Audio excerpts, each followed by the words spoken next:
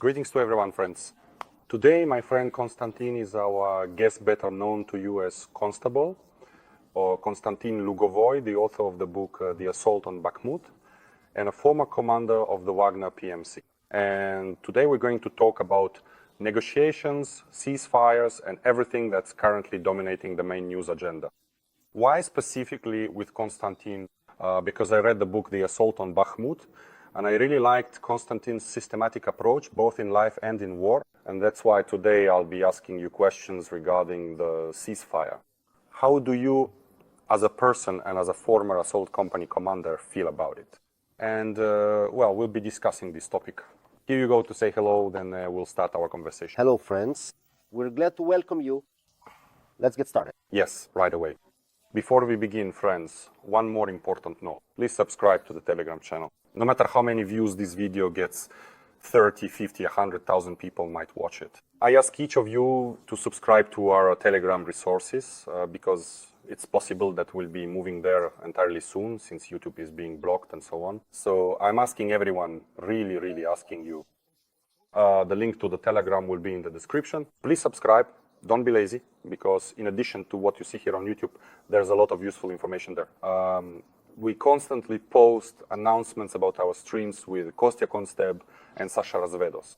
And in general, there's a lot of useful information there. Kostya also shares there, and I often repost his thoughts and views. So make sure to subscribe. Don't forget right now, you can even pause the video, subscribe, and then continue watching. That's it. I really hope that people will listen, because for some reason people are lazy. And in my opinion, we need to promote not just the agenda of these random anonymous public pages, but also to push our own opinions, our own perspective. Because right now, everything is so scattered, it's all a mess. One person says one thing, and the main issue is that some public pages say something, but who is actually saying it is unclear, basically. Well, I think people are just tired already. After all, this whole situation has been going on for 4 years now. So we probably need to approach this with some understanding.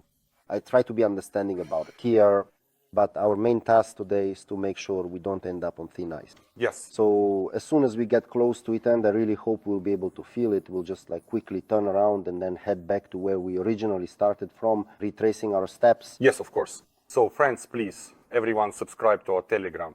And right away about the place where we are. Right now we're at our Sarma store in the Extreme Shopping Center. A multi-brand store called Academy of Gear also recently opened here. So gear, equipment, vests, apparel, upgrades, cohesive, everything like that. In short, whatever you need, you can get it here. And as Kostya also wrote in his book, you are actually wearing gear from our Sarma. So the place where we're filming is no coincidence. All the links, that is the information if anyone doesn't know where the Extreme Shopping Center is in Moscow. I'll also include it in the video description, so you have the exact address and won't get lost, since there are a lot of different stores here. And well, to put it mildly, 90% of what's in Extreme Shopping Center, most of the stores here aren't very good, because there's a lot of cheap Chinese stuff, knockoffs and so on. So this is a place you can come to and be sure that everything will be fine. That's it. Now, let's move on to the questions. The first question is about the negotiation process. How do you feel about it? I mean, in general, about what's happening right now. I think that any reasonable person in the context of active hostilities has a reasonable, normal attitude toward the negotiation process. And as a reasonable person, I feel about it. Well, how should I put it? Fine. Simply put, I have a positive attitude toward it. Why do I feel positively about it? Because as of today, we are in a kind of operational deadlock. Sasha and I recorded back then, yes, on 360. And, well, Sasha formulated this idea, or rather not the idea itself, but he put it into these two words, operational deadlock. That's it. Why this is happening, I hope it's clear to everyone, right? For example, for Ukraine, this really is a war with general mobilization. That's it. But for us, it's a special military operation. That is, the guys sign contracts. And to put it simply, there's a shortage of personnel. So if we put it in simple terms, so people can understand, let's say, a battalion, that's 300 to 400 people. Well, some battalions can have up to 500 people, but sometimes their actual strength is no more than 100. So these are combat units, right? Like a battalion. For example, there might only be 100 people present. So that's a shortage of personnel. Is it really possible to keep going under these conditions? Because, well, let's say the enemy is experiencing pretty much the same thing. Well, pretty much the same thing, because it's no secret those videos are circulating everywhere, all over the internet, showing how the TCC guys are just grabbing people, right? So how motivated these soldiers actually are to fight is a very open question. So that's why, and also the most important thing is that drones have basically taken over the skies, you could say, and it's become very difficult to handle logistics and resupply there. In other words, it's very hard, you know, in the usual sense of conducting military operations, it's really difficult to adjust and adapt to this, right? Well, for example, there's the front line, the LBS, and people there saw in a normal kind of war, supplies would be delivered there by vehicle. But now that's become difficult because all the vehicles are getting destroyed, whether it's ATVs or anything else. It doesn't matter, there's just a huge number of them being burned. That's why I say, for me, this is a kind of a dead end, and I also definitely understand and feel that those at the top are well aware of all this too, but the question lies elsewhere. The question is that as of today, it's very difficult for us, well, not just difficult, but up to now, the goals and objectives from above still haven't been clearly defined.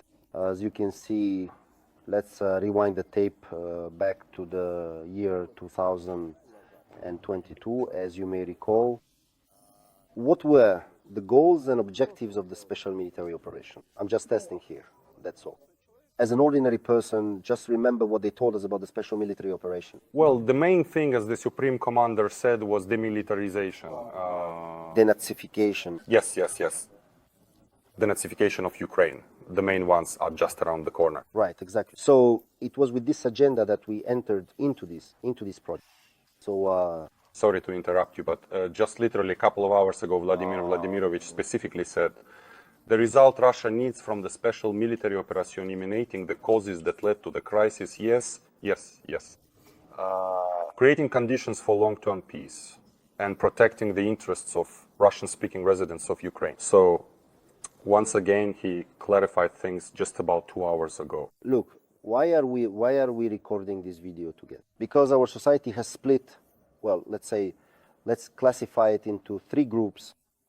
People who, let's say, are for going to Odessa, to Kyiv, to Warsaw, Ukraine, Brussels, and even all the way to Washington, you know, that's one group of these so-called ultra-patriots, who, by the way, have nothing to do with the armed forces. They just want it. No, it's just that in today's world, the internet has spoiled people. And now people aren't used to being held accountable for their words. Well, for example, if you really want it, then you go as a volunteer and that's it, to Odessa or wherever. That's one part of society.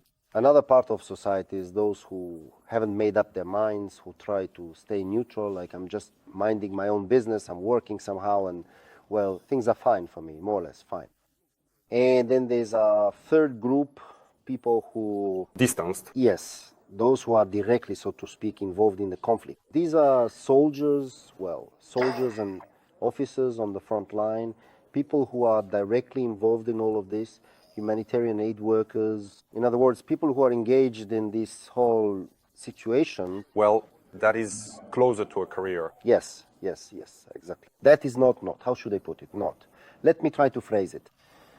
Not indifferent, let's put it that way. And besides, all these people have relatives, mothers, fathers, sisters, brothers, wives, and so on and so forth. All these people, you know, they still understand that, well, this whole thing has been going on for 4 years now, right? And there's no logical end in sight. But I think that the mistake was that as the goals and objectives changed, society wasn't kept informed. And so when it comes to things like demilitarization, people are still thinking in those same terms as at the very beginning, you know. That is, at the beginning, no one really understands, like, don't want to, or are just too lazy to think about it, or maybe they need everything spelled out for them, like spoon-fed. For example, those columns were moving toward Kivwa. In order to change the government there, it didn't work out. It doesn't matter for what reasons the fact remains. Well, the fact is, it didn't work out. They turned around and left. That's it. And then it became clear that it wouldn't be that easy. Then, after that, they started with the annexation of new territories, right? And at that point, society as a whole just got completely lost. That is, it kind of got scared, frightened, tense, lost, because damn, this is going to be thin ice again. Well, okay. Because, so to speak, the enemy pushed back against us in the Kharkiv direction and in Kherson as well. In other words, we got hit back, and it was a pretty solid hit back too. You can call it whatever you want, an organized withdrawal or something else. But the enemy hit us back, that's the point. Because, well, look, yesterday, by the way, I was refreshing my memory. I like to revisit historical events. And we already had a similar episode in Russian history, well, let's say in the history of Russia, right? This was the war with Japan, when the Japanese were simply called monkeys. I mean, basically monkeys, and what do we call them now? Chochols, pigs, and so on and so forth. Grilling shashlik. There's shashlik there. And so we call them all these things just to belittle the enemy. But for some reason, this so-called shashlik is somehow fighting back against us. It's not clear why. Here, Kostya, let me share my opinion about the fact that the enemy, drove us out of Kharkiv region, Kherson, and so on. I think, I believe that the main fault was actually on our side, because you must have seen those shots, those videos, and so on, where our armed forces were just leaving tanks behind. So it was more like we just weren't prepared for the fact that the enemy would be able to pull off things like that. And because of our lack of readiness, the surprise and so on, we just, left things behind and withdrew. I'm not saying at all that the enemy is weak or anything like that, not in the slightest. However, if we had actually put up proper and determined resistance, as we really should have, then maybe, just maybe, they wouldn't have been able to pull it off so easily. But here, it's kind of like... Look, you made a good point, but I'm talking about something a bit different. I'm talking about the psychological aspect. That it wouldn't be a walk in the park. No. It became clear after 15 days. After 2 weeks, it was obvious that it wouldn't be an easy ride. That's it. And when all those stories faded away, well, look, if you underestimate your opponent, like, say, in Japan, fighting with macaques over musabi, and here it's with shashlik. So shashlik, you kind of treat it like, well, just shashlik. And you think that, you don't need to build fortifications, you don't need to set up logistics. There are 3 lines of defense. That is, you don't foresee in your head that you might get changed, so to speak. And all this underestimation, lack of proper reconnaissance, all these not enoughs, that's what led to these kinds of things, And then it kind of felt like, well, our information people, whoever is responsible for that, right? For propaganda in the good sense of the word. Well, propaganda is a normal thing. It's like a megaphone, so to speak. It's press releases, But it's as if they got lost and became afraid to properly shape the agenda. And in doing so, they misled the public. So at the beginning there was denazification and demilitarization. What does denazification and demilitarization even mean? Demilitarization means that Ukraine shouldn't have an army, basically. So like some kind of limited... No, not at all. Look, we would have to destroy the entire army from the line of contact all the way to Ukraine's western borders so that there wouldn't be any left. That is, everything needs to be destroyed. That's it. Or roughly speaking, surround them with ultimatums and they surrender everything, and we get it all as trophies, so to speak. It became clear in 2 weeks, that's it. And as I said, society was lost. And it turned out that this emptiness, this vacuum, this agenda that had formed started to be filled by those people who are eager to plant a flag in Odessa, And the connection with reality was lost. And these kinds of loud statements, it's also psychology. That is, when someone slaps you in the face, you get this urge for revenge, this desire for satisfaction, right? Retribution. And so people's minds, the minds of citizens, were overtaken by this desire for revenge. That's all there is to it, really. And at that moment, it was like a point of no return had been crossed. Even all these annexations, people are thinking in those terms.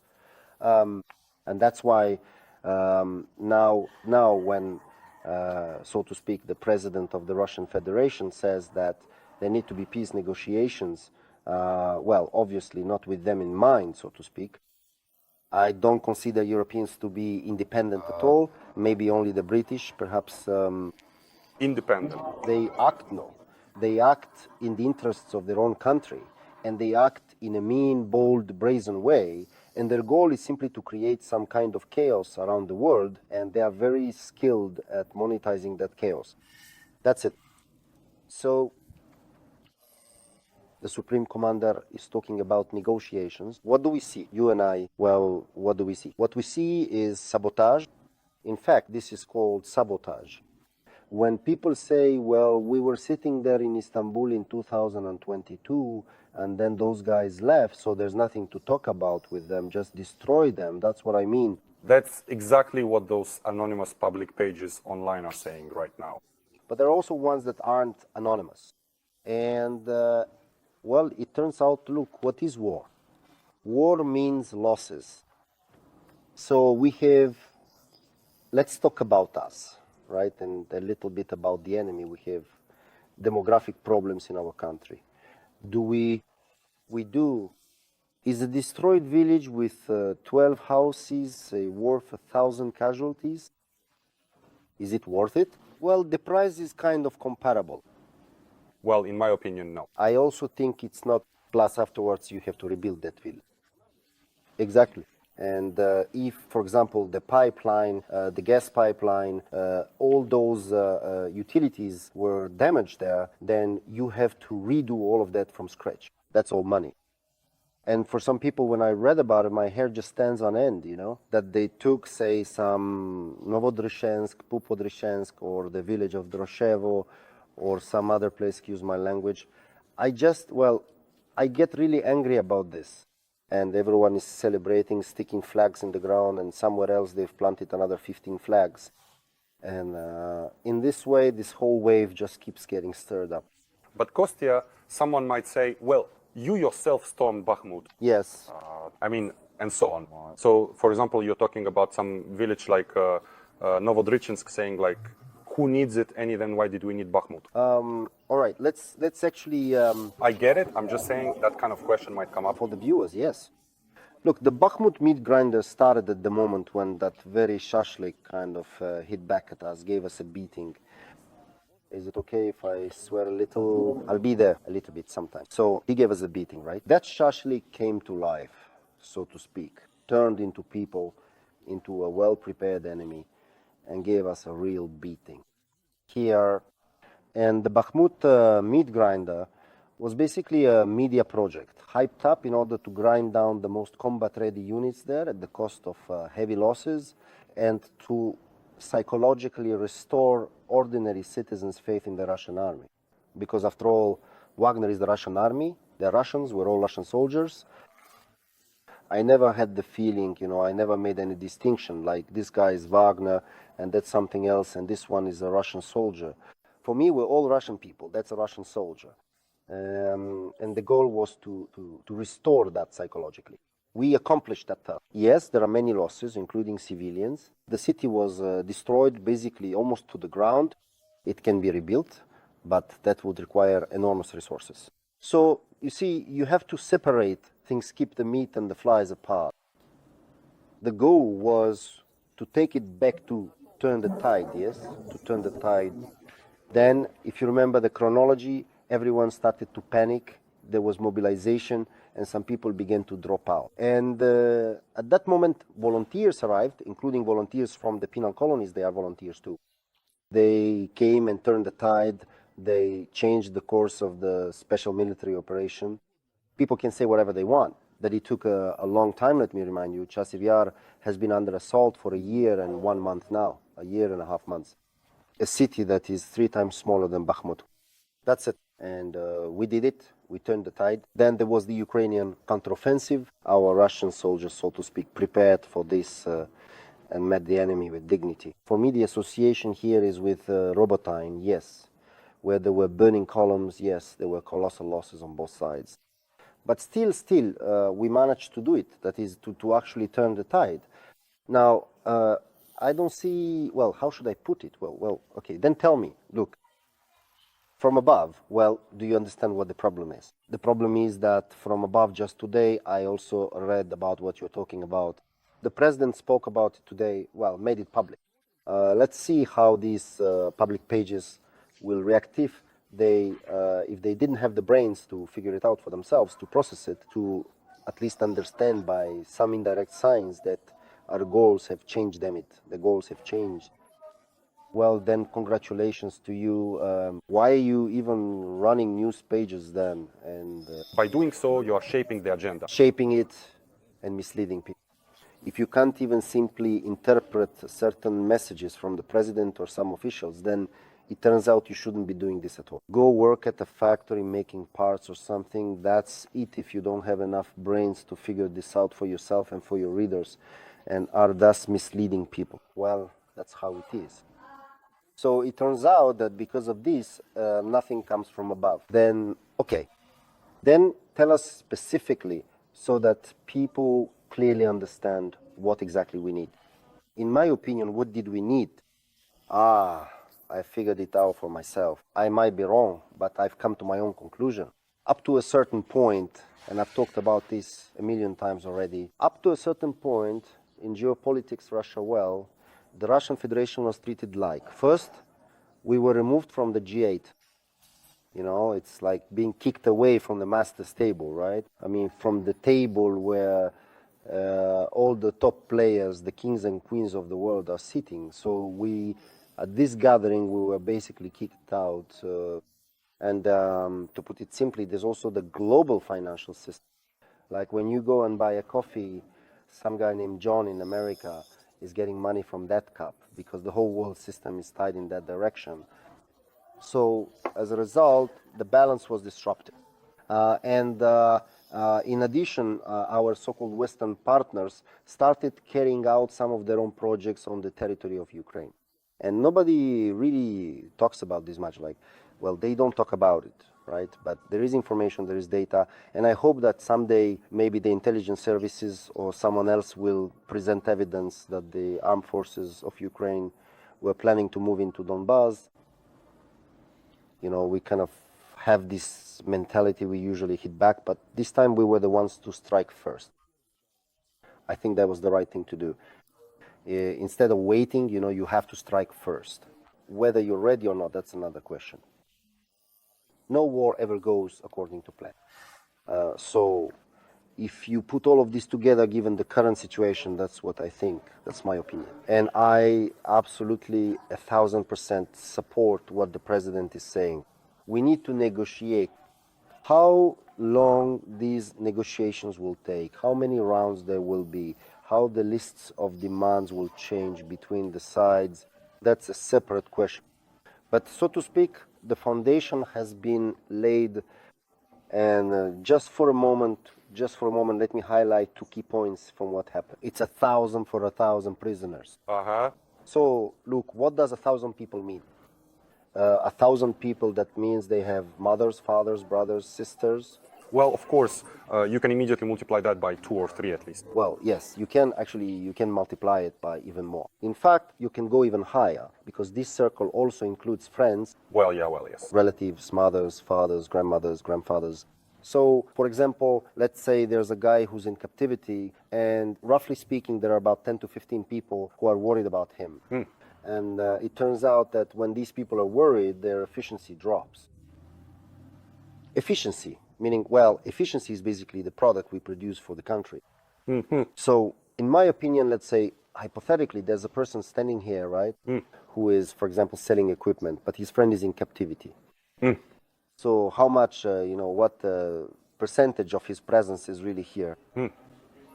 Well, it's a close friend, so he thinks about it every day. Then his mother or another friend calls him like, Vasya, how is he doing? You know, what's going on? Damn, with those leaks. And so basically, he's not really working. His body is here, but his mind is somewhere else. And people just don't think in those terms. They can't look at the scale and depth of this problem. And so people just dismiss it like, what's 1,000 really? But 1,000 is a lot. It's actually a lot. That's 1,000 lives saved. These are people who will come back, reintegrate into society, start families, create jobs, and contribute to their country. That's one thing. And the second point, and well, the leader of Ukraine, the president, they're okay, let's not insult him. I've called him all sorts of things already. Let him be the president, right? Well, for his own citizens, he is the president. He might be people in various public forums call him expired, narco-führer, just a drug addict. But anyway, let him just be the president. No matter how much he puffs up his cheeks, no matter how much he puts on a show for the public, that's just the agenda. So it's also important to understand that, well, politicians, they have to sell some kind of results to their audience. That's it. And for him, it's important, you know, because he would go everywhere and say, I'm not a sucker, I'm not a sucker. Like he would go to the front lines back at the start of this so-called special military operation. So he needs to sell the idea that I'm not a sucker. And to prove that I'm not a sucker, he needs to act defiant, you know. But when the door closes in that office where the negotiations are happening, it's a whole different story. Well, of course. There you have reasonable, rational people, right, who are in conflict, but they talk exactly. And another important point is that the negotiations will continue. So, look, here's what this is about. It's about the fact that, say, our demands, the ones we've stated, or whatever else the other side doesn't agree with them. The other side has certain demands, and we don't agree with them. But you and I understand, for example, that basically, if I make a small concession here and we adjust things a bit there and there, then we can reach an agreement. Well, for example, I understand that there wasn't anything stated like if there had been some kind of impossible demands voiced, then there wouldn't have been the next round of negotiations. That's it. And for me, these are basically the two main things about negotiation. And yes, I'm in favor. I'll ask the next question now. But in short, regarding the first question, this negotiation process, how do you feel about it? I mean, do you approve of it? Do you understand it? Of course, of course. Well, look, there's also a very important point for a military person, someone who has fought and seen all the horrors of war. The horrors of war are, above all, the people who have died. And no normal, reasonable military person would ever say that war is a good thing. Not a single one. A bastard who has nothing to do with it, and a bastard who profits from it, he'll say, is great right up until the last Ukrainian, so to speak. Well, of course, yes. Or until last Russian. Yes, or until the last Russian. That kind of bastard will say, it's good. Because that bastard is making money off of it, driving a nice car, living in a nice apartment, not sleeping in a dugout with mice. Out in the fields, and he doesn't relieve himself in a bottle because he can't go outside. Because if he goes out, a bird will drop something on his head. Or even worse, there's this kind of everyday PTSD when you can't go to the bathroom for number 2 during the day because there are FPV drones everywhere, and so to speak, a drone could catch you off guard, you know? And that wouldn't be a very nice way to die, right? Well, just imagine you're sitting there in a crouch and then it comes flying in. I'm straining so hard just so well, you know? And that's why there are these bastards, you know, these bastards are on both our side and theirs. Next question, Kostya. How do you feel about a peace agreement and what would you like to see? Specifically, maybe you've seen some leaked documents. Let's not discuss whether they're real or not, but based on what you've seen, how do you feel about this peace agreement, and what would you personally like to see? Well, for you personally. Well, look, there are these wishful fantasies, you know, some expectations, like how I would ideally want to see it. Yeah, exactly. That's what we're talking about. Ideally, to be honest, I'm about to say something that will make people go, damn, he's full of it, you know, he's all about Odessa and stuff. Ideally, of course, we need the Black Sea, but in reality, that's probably not going to happen. Well, yeah, I mean, you can want anything you like. Look, But there is reality. for me, honestly, if you just set aside all this military stuff, all the military experience, I would like to see people come to power in Ukraine who are not pro-Western, not pro-Russian, or, I mean, not taking a pro-Russian position, but a pro-Ukrainian one, because the territory is basically, it's like a border crossing point. Well, one of the border points connecting Russia and Europe. And with the land, with the resources in this country, you could actually have a wonderful life, especially with the pipeline that carries gas there. And for me, that's what peace is about. You see, for example, if we you know, some people say we need to take like Zaporizhia, Mykolaiv, Odessa. Yes, that's possible. But then people, you have to be ready for the fact that we would need to mobilize, well, 3 to 5 million people. So in response, And all of that is money. I mean, everyone forgets about that. first and foremost, it's about people. Well, no. People are the economy. No, I get that. So to pull out, let's say, 3 million more people from the economy, that would put a huge amount of pressure. Besides the fact that we've pulled them out of the economy, we also have to pay them salaries, provide them with shoes, clothes, food, drinks, and equipment, including fuel and lubricants. Well, that's an enormous amount of money. It's a huge expense. The most important thing is when there was mobilization. Yes, the first wave of mobilization, basically, orders would come to industrial enterprises. And even some politicians were being mobilized. So it turns out that, let's say here in a store, there are 3 people working, just as an example, 3 people. Now imagine that in this store, out of these 3 people, only one remains one person for quite a long time. And as a result, that person will have a much heavier workload. It's exactly the same in the economy. Is it worth it? Will we gain more than we lose? That's the big question. When no one is just going to hand us a whole city like Zaporizhia for nothing, that is most likely it will be, well, basically dismantled, and then it will still need to be rebuilt. That's more expenses. It's just, well, you know, that's why, for me, peace. All right, Kostya, sorry, let me interrupt you. Okay, let's say we rebuild it. But people will be living there, they'll need jobs, businesses, and all of that also needs to be created. That will take, I think, decades. That's why, for me, a peace agreement means meeting somewhere in the middle. Of course, for example, along the line, the president said, let's do it along the line of contact, you know, all these talks about, what is it, about some kind of gray, how was it put? Well, some zones like 30 kilometers, 80 kilometers. I just don't really see the point in that. Then it turns out that's not a peace agreement. Friends, Kostya isn't talking about the gray zone, right? Kostya knows perfectly well what a gray zone, I just kind of forgot to... I remember now... a demilitarized zone or something like that, something along those lines. Like 200 or 300 kilometers wide. No. They're talking about, like, some say 30, others say 80 kilometers. But I think that's not a peace agreement. A peace agreement, you know, is when...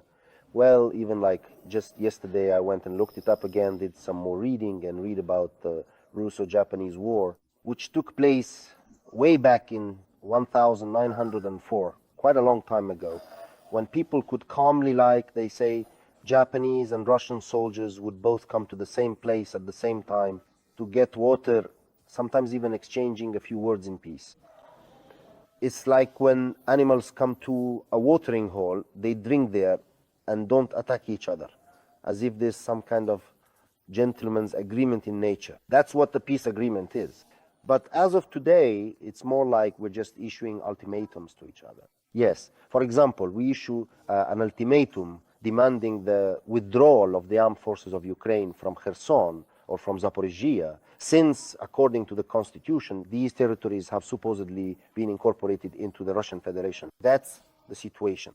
But here, it's a delicate matter. It's like walking on thin ice. But I still have to point out that the residents, the actual residents of the city of Zaporizhia, did not vote at that time. The residents of Kherson did vote, well, at that time. And here, it's a very subtle, delicate issue personally. I wish things were like before, when we could visit each other freely. I have a lot of friends there in Belgorod, for example, who say that we used to just go, you know, when we were younger, to nightclubs in Kharkiv. Kostya, do you understand what the issue is? That kind of visiting friends like that, we won't be able to do that for a long time. Well, Neither them coming to us nor us going to them, because everyone remembers. And, well, look, let me put it this way. When I left Chechnya back in 2001, in the summer, in 2001. So, roughly speaking, for you to go to Chechnya now, it's been, what, 15 or 20 years? no, wait, hold on. In Chechnya, by around 2010 or 2012, things were already more or less normal. So it took about 10 years. 10 years. But here it was more like, well, The scale is just a bit different here, after all.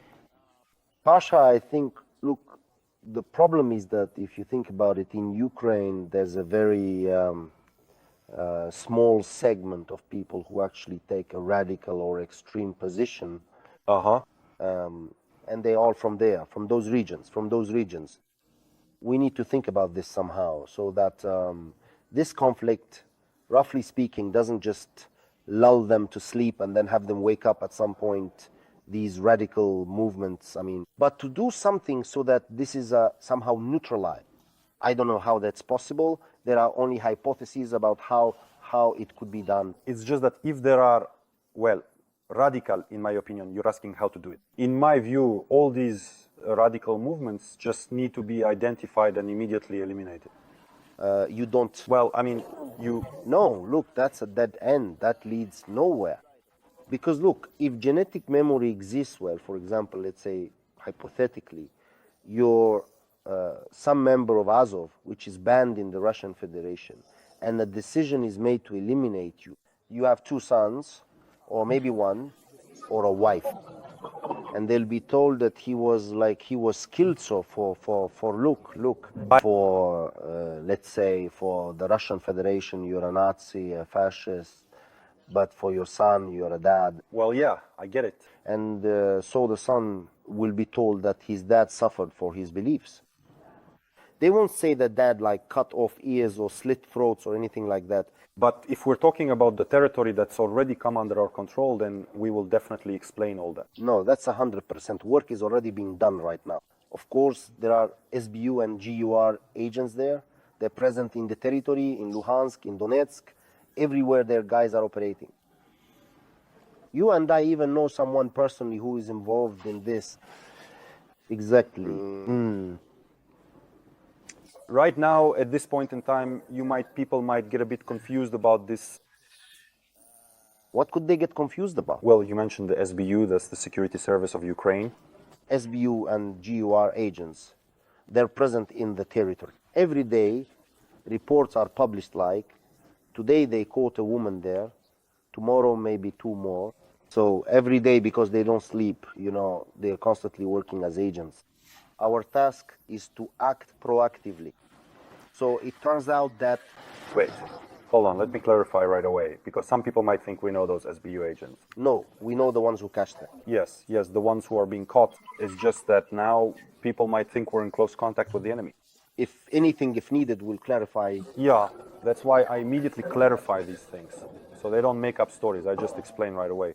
So that's why it's a very complicated question. Honestly, I'm not really ready to answer it right now. Well, I just don't want to give some random answer for the sake of it, But probably, the very first thing that comes to mind is that people on both sides would eventually come to some kind of acceptance that we just stop where we are, at least for the time being.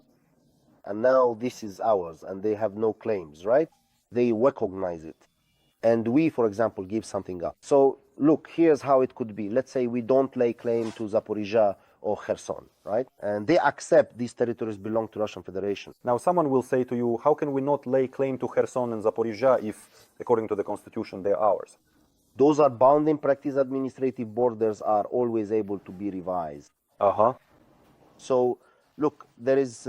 So, basically, you mean just within the administrative borders of Kherson itself, it just won't be included. Yeah, they'll create a new administrative, A new Kherson. yes, a new Kherson right over there, or a new Zaporizhzhia, for example. So that's it. And the main thing is that those. Right now, we're talking about this from the state's point of view, roughly speaking. Yes. I mean, obviously, if we're talking about logic and facts here, it's pretty clear that the city of Kherson itself isn't really ours at this point. So we would actually have to take it back, so to speak, or well, to liberate it, right? But again, the question remains: do you actually go about doing that in practice? That's the main. But I can no look, guys. Let's move on to the numbers. Look, to storm Zaporizhzhia, you need 3 full army corps. Well, Preferably even more. 3 army corps. I'm taking the maximum here. That's 200,000 per corps. So a 600,000 strong group would have to work on this just for Zaporizhzhia. just for one city. But you still have to get to Zaporizhzhia first. Yesterday, I specifically took. That's why I'm saying the more the better, really. But where do you get all that? Yesterday, I just looked at the numbers. Basically, back in January, I remember all those, those Telegram-like, we call them, Telegram resources were saying we have 4 kilometers left to reach the Dnipropetrovsk region, to the border of the Dnipropetrovsk region. And yesterday, they said there was 1 kilometer left. So basically, it turns out that we're getting closer to the border, to the administrative border of Dnipropetrovsk region by about 1 kilometer per month. So for us to reach the city of Zaporizhzhia, we'll have to lose a certain number of people. These are irrecoverable losses. These are sanitary losses, losses in equipment, and so on and so forth. And so, for example, by the time we reach Zaporizhzhia, 3 army corps will have already arrived. Well, 3. Why 3? Because, well, according to our tactics, we use the pincer movement, right? There are 2 flanks, and the central force delivers the main blow, and roughly speaking, we encircle them in a pincer. 3 armies, a corps is 600,000. As of today, our entire group is more or less about that size, give or take, because if the people who write this nonsense think that, for example, there won't be any partisan movement or territorial defense in these cities, well, for example, look, you live in Balaklia, can I say that? Yes. In Balaklia, right? So imagine someone, well, invades that territory, for example. You have civilian firearms, is that what it's called? You have civilian firearms. Would you go out to defend your territory? Well, yes, I would. There you go. What do you think if in Zaporizhzhia there are people who, well, some will probably greet them with bread, with a loaf, with salt, and others with their own will greet them with guns. So that's why all of this is kind of just talk for the sake of talking. That's it. And since we're, well, let's formalize it, let's finish clarifying this question together. I'll quote it once again. So it's about how you feel about a peace agreement and what you would like to see.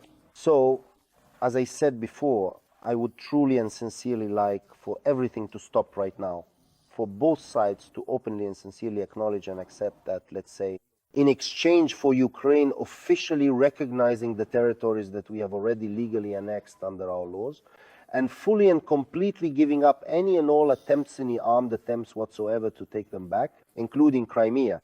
That's it. And we, for example, give up on whatever. Well, it's that kind of deal. We draw up this kind of agreement, sort of conditional sale and purchase contract, so to speak. And that's all. And then, so to speak, we start living a peaceful life. They start rebuilding what was destroyed over there, right? And we rebuild too, because I have a lot of people from Ukraine living with me. I keep in touch with the civilians we evacuated. I've developed really warm relationships with them. Yes, and we keep in touch, and they really are suffering. They want to go back home and rebuild their city from scratch. Here it is. Their homes? Yes, to my home. Yes, that's right. And they really are suffering. That's right. And for me, this is about peace. Well, I mean, peace is this look, to put it correctly. Peace and some kind of ultimatums or capitulation are 2 different things. They're 2 separate things. Since you kind of phrased the question about peace, that's how I would answer it. That's what I would want. Kostya, thank you so much. So friends, this was the first part, the topic of negotiations and truce and everything related to that. The second part will be released literally in 2 or 3 days, and in it We'll talk about how the Wagner guys feel about the truce, the objectives of the special military operation, and what exactly victory means to you. So, friends, the next part will come out in 2 or 3 days. Once again, I want to remind everybody, please make sure to subscribe to the Telegram channel. The link will be in the description because it's very important. I hope that everyone who watched this video won't be lazy and will subscribe, because we need to grow there, move forward, and share our own agenda and point of view. So be sure to subscribe and see you next time. I'll say this from my side, maybe. Well, not maybe. I know for sure that my opinion isn't particularly popular because, for example, my audience and the people who support what I talk about are thoughtful people, you know. Unfortunately, there are more people who don't really think, but I believe it's important to present a well-argued position, even for those who don't want to think in a simple way, right? So that we could have unity, so that some kind of unity could form, and the more people start to think, the happier I'll be. Right? So don't forget to subscribe, follow, and see you in the next part.